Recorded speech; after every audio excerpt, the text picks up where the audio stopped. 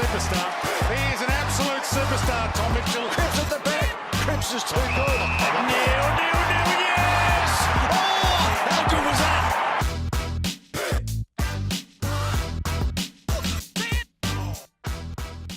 Rick, the morning after Collingwood v Carlton, how's the body feeling?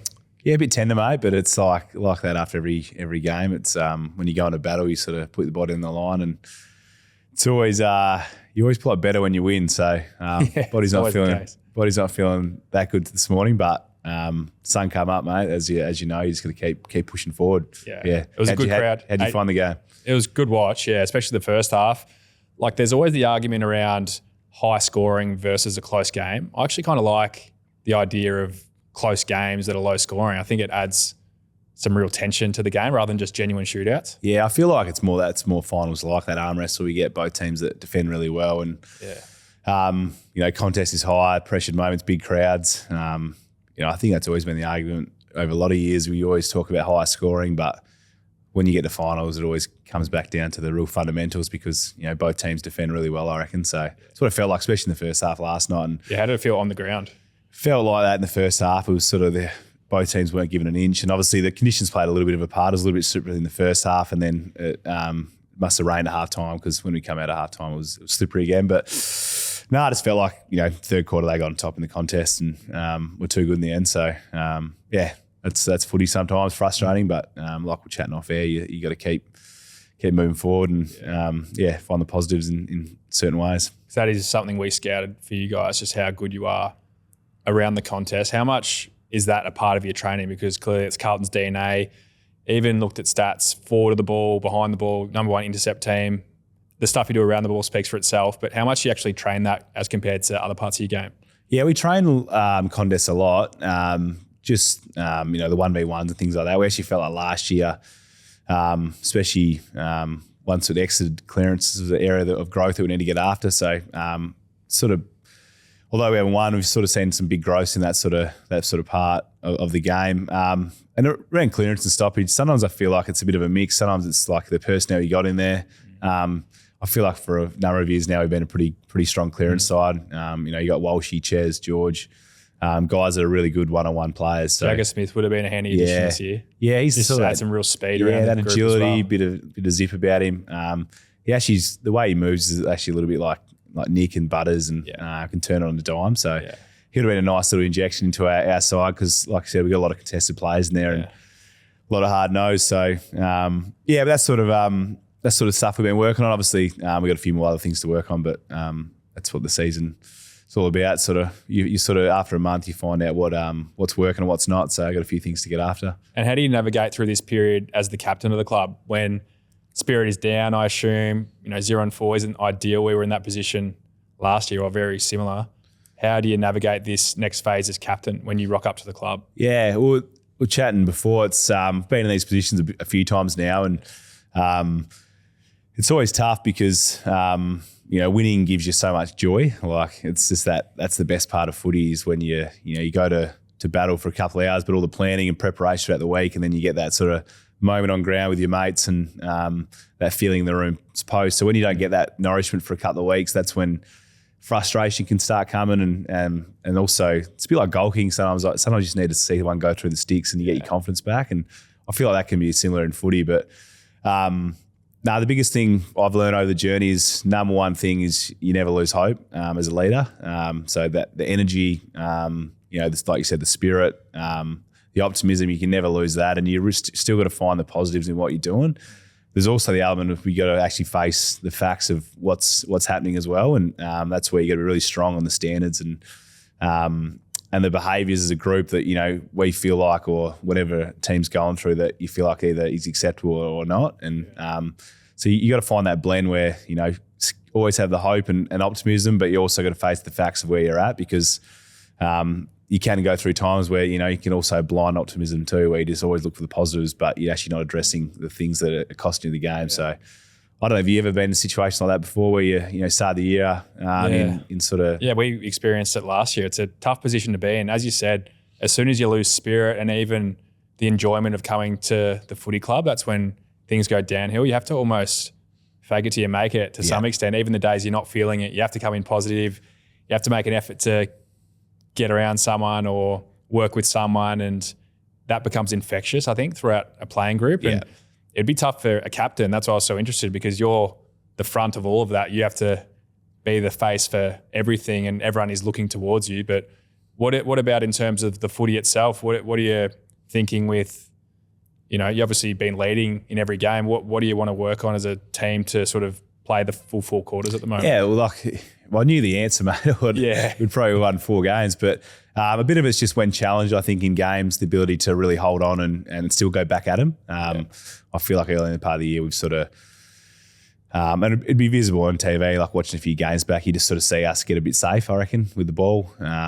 So that's something that we'll keep working on. And I think that's a confidence thing, but also the ability to sort of, bite down the mouth guard and really dig in. So there are a few things you sort of think, but I think what you touched on before is very important is, you cannot lose energy at the club. Like there's going to be a lot this early in the season. Yeah. And we've done a good job of that so far, but there's going to be a lot that's said externally, and all that's out of your control. What's so important is like you control the narrative that you want to create internally, have those tough conversations, but energy's big, building good habits throughout the week. But I think another thing that's underrated is actually doing a lot of things socially. Not actually, sometimes not even at the footy club, whether it's going out for team dinners. Might need another campfire. Yeah, a couple of beers. Beers. It's crazy though, but people wouldn't think it, but sometimes you actually just need to get away and just, take the work environment out of it and just have that connection.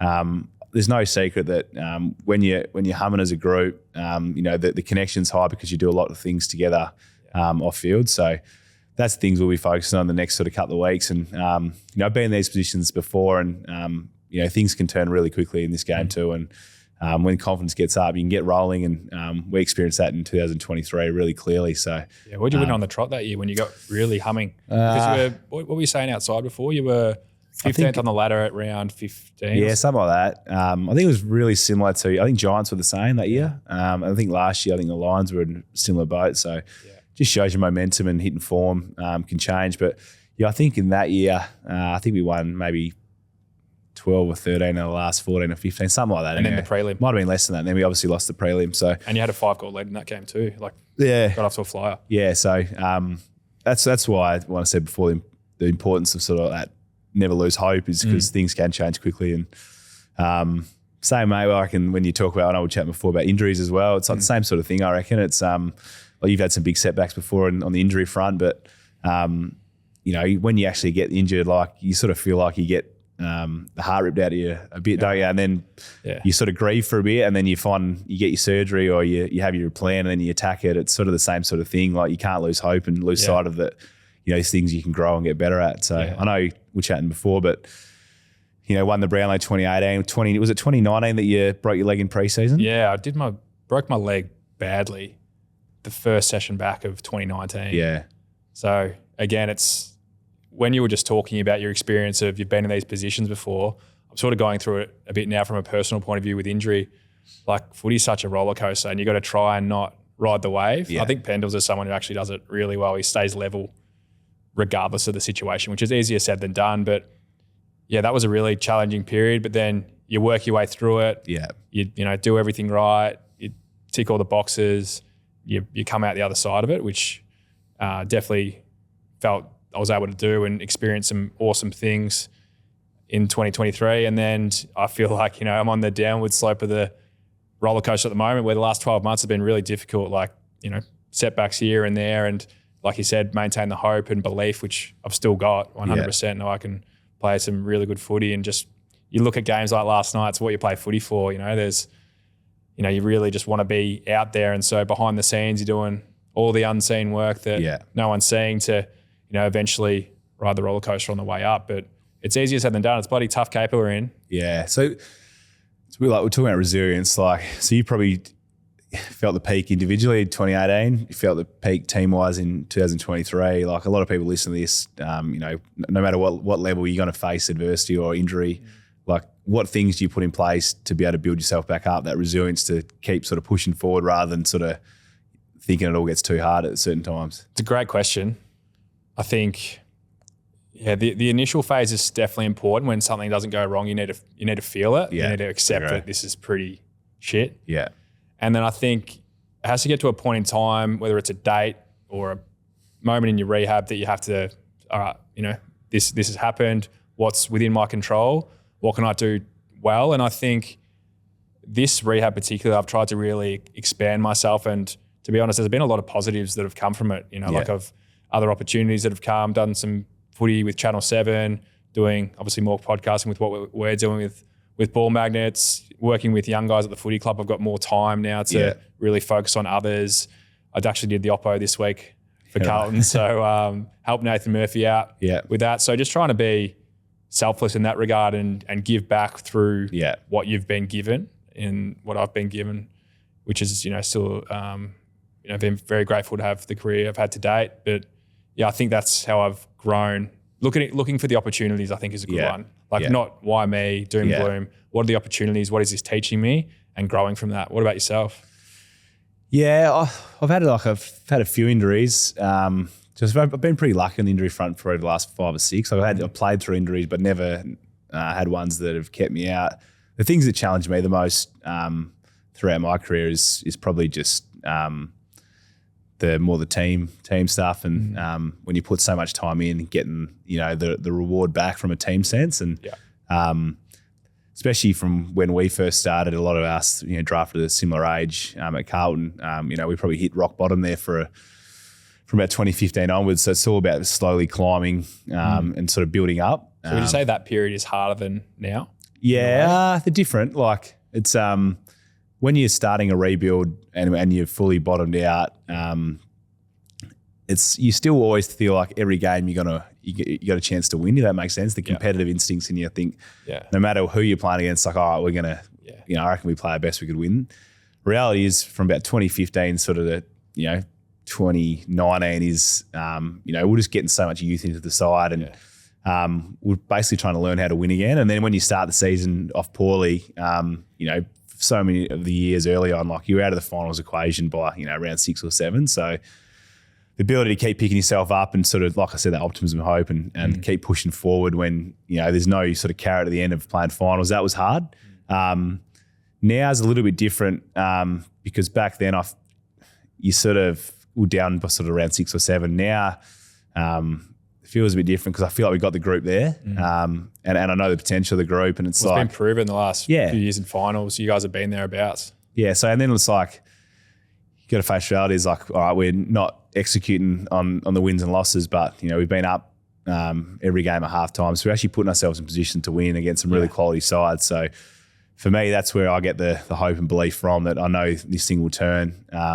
But there's also things we've got to work on to make sure we sort of rectify that pretty quickly. I had a question as well around perspective, because I see so many of our boys at Collingwood who have kids, and Coda, your girls, just had her first birthday yesterday. Yeah. What sort of perspective is being a dad and being a footballer given you to your football? Because from our chats we've had previously, it seems like you've always been well balanced, but you can really flick the switch from on and off now. You can do it to an even better extent than you've always done it since you've had Coda. Yeah, I've always tried to I feel like a lot of elite athletes can be obsessive at times in their craft. So that balance is so important. And I feel like I've got better at that as I've got older. Just knowing when it's time to really lock in and sort of nail your craft versus when it's time to actually relax and chill out a bit. I'm still working that out. Yeah, it is hard though. Like I still get it wrong sometimes. And I think it's when you love what you do and you're passionate about what you do. There's times where you're gonna, the needle's gonna go too far, and you do get too down that path. But Coda's been great. It's just more, you got to be like, one, when you come home, it's just the energy they provide so good. Especially now that she's won, she's pretty interactive and doesn't say, you can't understand what she's saying, but she'll she's always smiling when you come home. So no matter what day you had or you win or lose, she puts a smile on your face. But it probably forces you to say no to a lot of things more that aren't important, and you become more efficient with your time. So it's like, all right, what's the big things I got to get done from a craft or footy perspective or life, and then say no to things that don't matter. So I don't know. Everyone has a different experience. Mine's been great. It's definitely changes. Like you can't just, after a big preseason day, you can't just go home and just chill on the couch and sleep for 2 hours because you got another sort of energy in your life that's needs you to look after. But I actually felt like when she came last year, it was probably the best footy I played. Yeah. And a lot of guys say that. Yeah, and it was just basically because of that. It's just like you prioritise sort of different things. Yeah. Now the balance is really important. Obviously, don't have a kid, but I've found sort of expanding myself and doing different things. Like, have actually found that release from footy, which is really hard for a lot of guys to find because it means so much to so many people that a lot of guys go all in, and then by the end of it, it's, you know, it doesn't always work out for everyone. Not everyone has the fairy tale finish. But another podcast that we have started is Monday Magnets with the young fellas, Cade McDonald, Will Taylor, Bailey as well. They're doing a great job. So their podcasts around a review of the round, and then I've been tuned into the Monday Magnets, speaking a bit of wisdom, and you know, seeing what the trends are of the game and who's jumping out. So any guys, young guys, you caught your eye so far? Or I was having to think about this before because they obviously do the review of the round and on the Monday Magnets, and they were talking the other day about the best mids in the comp so far. Some of them are young, and I threw in Matty Rowell. Yeah, like I feel his game against Ball Magnet Original, Rowley he was, and then moved on to bigger and better things. But we had him for a couple of years, and he obviously wanted to focus on his footy. And I just thought his game against Melbourne was unbelievable. Like his power, his strength at stoppage, looked like the Matty Rowell when he first came into the comp. Yeah. No, I listened to something he said last week. I reckon it was after the game, and he was talking about he's focusing more on his second possession. So he's split. He's always like, you're more than 50% contested, but he's like 65. Yeah, it's like, and that's, I reckon that's when you're a contested player, you always think you got to be first in, you know, get the first possession, which I feel like early in my career I was very similar, but just from watching him this year, you can sort of see he's got a bit more burst away. Sometimes when you're always at first possession, you get entangled, you get sealed in, so it's really hard to get that zip away, and you use a fair bit of energy. So, small sample size, but you can definitely see his game evolving. And because I remember the first few games he played, he had that sort of 3-game stretch. We're like, far out. This guy did he go 3-3-3? Yeah, I think so. Right, it's crazy. He had that zip. You know what I mean? Like, so he always had the inside game. I still remember him kicking left foot from the top of the 50. Yeah, and you thought this guy's gonna be really special. He's one. Then I like a few of the Hawthorn boys like John Newcomb, and they're not obviously. Well, it'll be 4th or 5th year now. It's Will Day. They're both good players. They reckon they blend well with each other. Like that sort of Jai's a bit more inside, strong, just tough, plays the right way. Then Will can sort of do it both ways. So he can, when he needs to put his head over, he does. But he's sort of got that sort of burst and ranginess.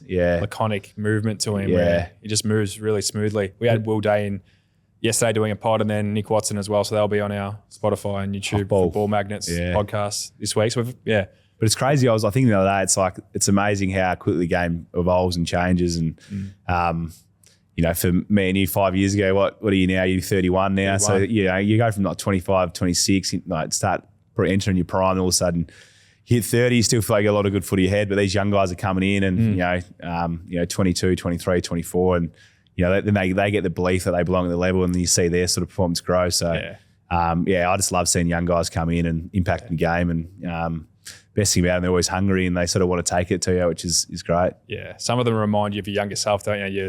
You respect it because when you go in head-to-head with them, I really like Finn Callahan from the Giants. Yeah, he's had a great start. An older head, but Libba, I love watching him. Like, you just know when you play someone like a Libba, I've always loved my battles with him over the years. I'm not sure about you, but you just know you're going to have to bring your best because he's going to bring it, and he's going to fight you, and you're going to scrap, and you love that though. Like, you love that, all right, I'm going to have to bring it today. Yeah, it's just that contest that, I know he's got the will to win, will to win the ball. Which is bigger than anything, I reckon. I reckon that's bigger than any talent or natural ability of speed, jump. Like, you want to play with guys that show that grit to win. Yeah. That's bigger than anything. Yeah, something you can't teach on, I reckon. There. Correct. What about, so we spoke about Rowley, obviously Lockie Neal, Ball Magnet as well, and our training programs, or your training program that you've created. Do you want to talk a little bit about the two programs you've created and where people can get them?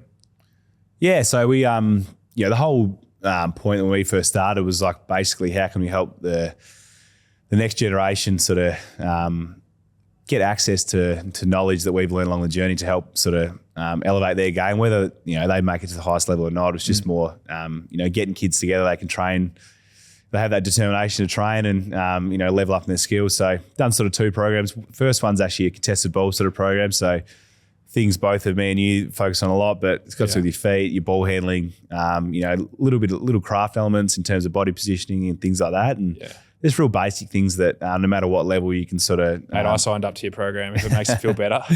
When I was doing a demo for when you go on the website and you buy the programs, so we're on the back end obviously in a meeting and I tried it, so I've actually got your program. It's some good stuff on there. Yeah, it's real basic. It's just things that you can sort of add to your game. And the second one's just sort of like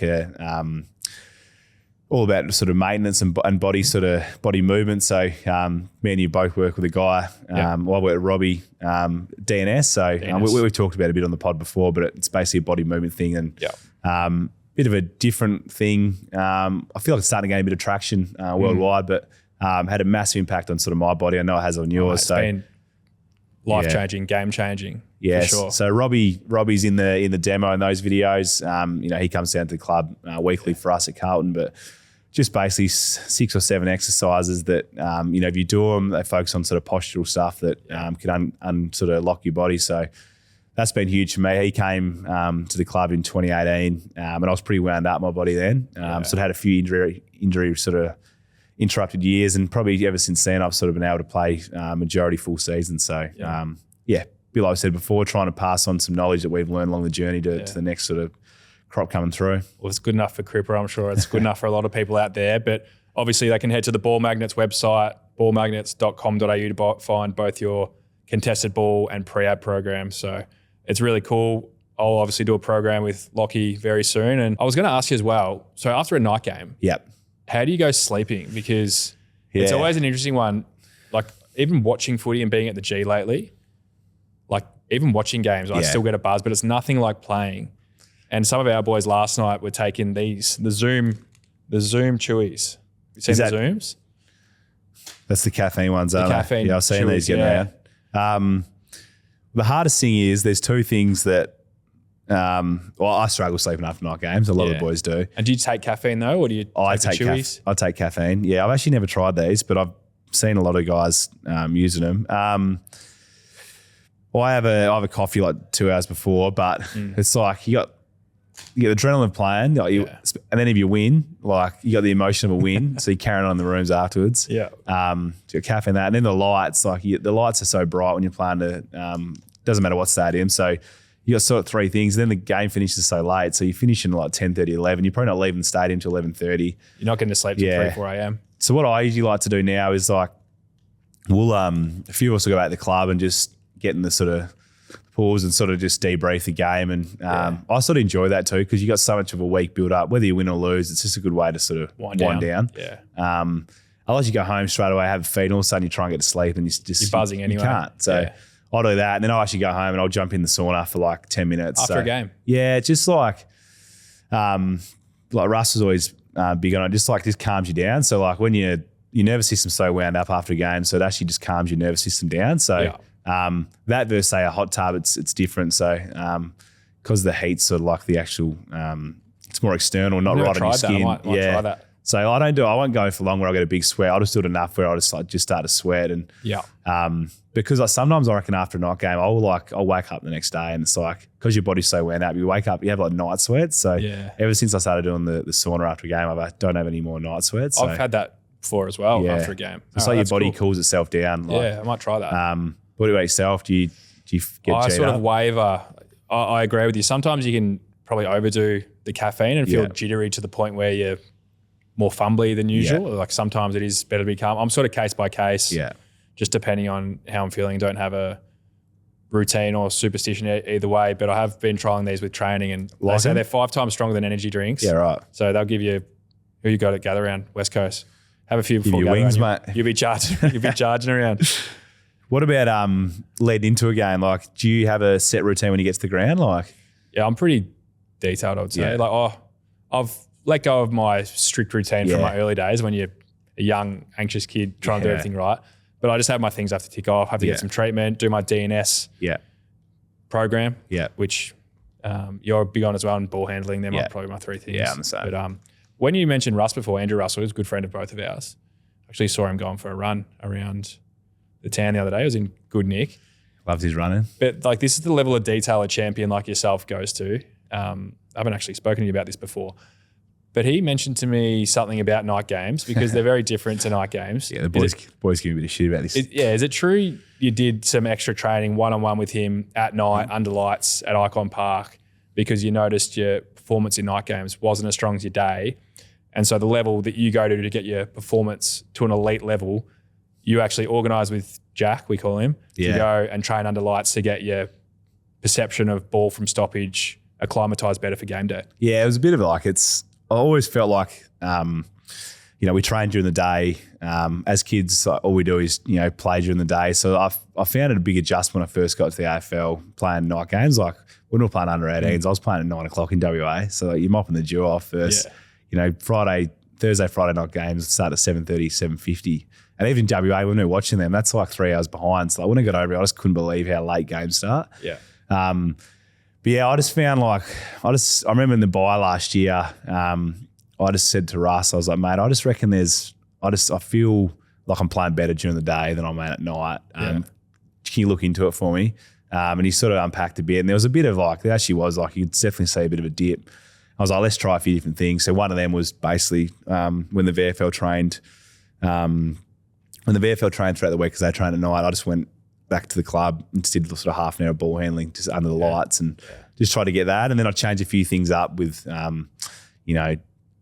actually the day of the game. And I used to stay inside the whole time. We used to never go out in the Oval before the game. So, and as you know, the rooms can get pretty warm. So then in the middle of winter, you go out there and it's actually a bit of a shock to the system. It gets pretty nippy. So I'll go out in the Oval sort of 45 to half an hour before the first team meeting just to get out there and just absorb the atmosphere. And especially in winter, it does get dark quick. So just do that and just get used to sort of the environment outside. And it was funny, we were laughing, but it was definitely helped back in the last year. I started performing a lot better at night games. So no, I love the detail because I've never heard of anyone doing that. But. Yeah, it's just the curiosity. It's you're always trying to find ways hey, it's more first it's the awareness, hey, am I playing as good as I can at certain, no matter what. The investigation. It's a curiosity. It's what can I do here that might be able to elevate me? So I'm sure a lot of people do similar stuff, and whether it's arousal levels, what craft they do, what type of weights they do, how much they weigh. There's so many different things that you can sort of get after and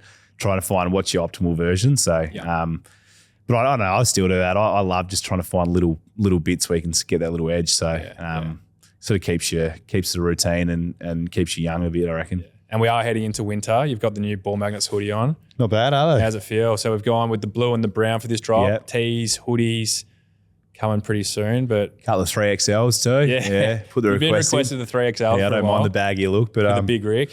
No, they come up well, mate. It's nice and simple. Me and you like the simple stuff. We like the simple go. So Ball Magnet Sports Academy. Ball Magnet Sports Academy. So that'll tie in nicely with all our programs we're releasing. So for anyone listening, if you want to be part of the Ball Magnet Sports Academy, you can find the merch on our website when we drop it. Cripper, it's Coda's birthday, so we're going to get you out of here. But as always, great to chat and looking forward to what you can do on the field, but also what we're creating off the field. And we'll keep it going. Sounds good, Tommy. Thanks for the chat, brother.